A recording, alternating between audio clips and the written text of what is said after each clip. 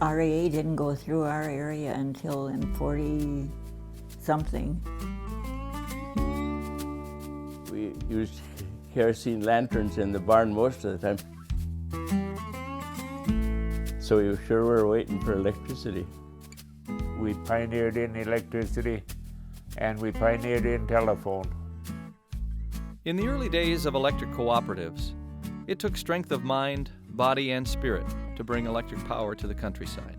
We had extremely good cooperation from the people because everybody wanted the power. It required people working together with a common vision, strong leadership, an entrepreneurial spirit, and assistance from an agency called the Rural Electrification Administration. At those days it was called REA, not Lake Country Power. FDR put that into effect. Anybody that don't know FDR, that means Franklin Delano Roosevelt.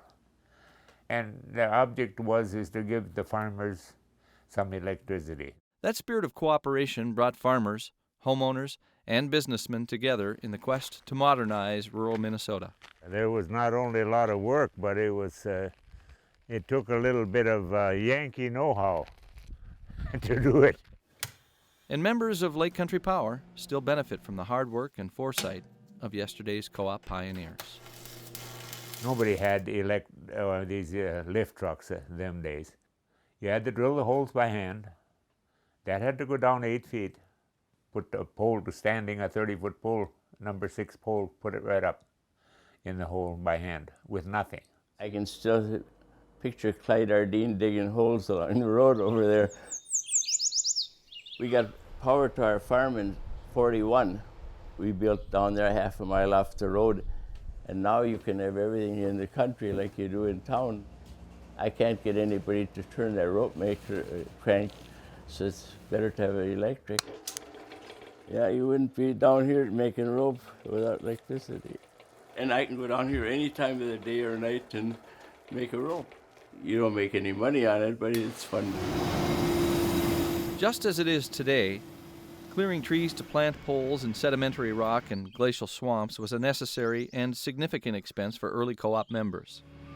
Line construction required the removal of timber, which met with resistance from some landowners who weren't impressed with the new technology. And there were other critics as well.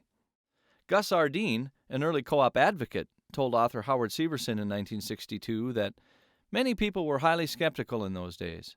So much propaganda against the electric cooperative was being distributed by hostile groups that people couldn't help but be influenced by it. Another co-op pioneer, Elmer Isaacson, said, "It is surprising how large a dollar bill seemed in those days. The people who worried about a minimum bill forgot they were paying $2 to $3 monthly for kerosene fuel.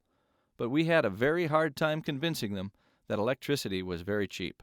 Yeah, people don't realize how it would be without it. You could do a lot of other things when you had electricity. Otherwise, you were pretty much, you had to hang with stoking fires and watching the food and stuff.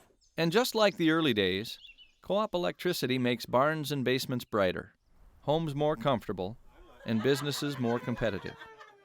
Co-op members have seen changes over the years, changes in the cost and kind of energy that powers our lives. And we've all benefited from improved appliances, better equipment, and superior technology. We've also seen other changes. The old REA is now RUS, the Rural Utility Service, and the co-op's predecessors merged in 1997 to form Lake Country Power.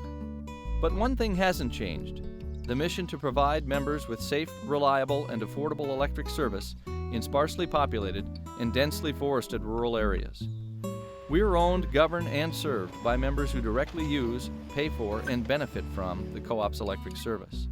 And today, just like the co-op pioneers of more than 70 years ago, co-ops personify an American ideal, the value of individuals working together for the good of many to provide the energy that powers our lives. Almost all of the people were involved one way or another. I give all those people credit, all the way down the line.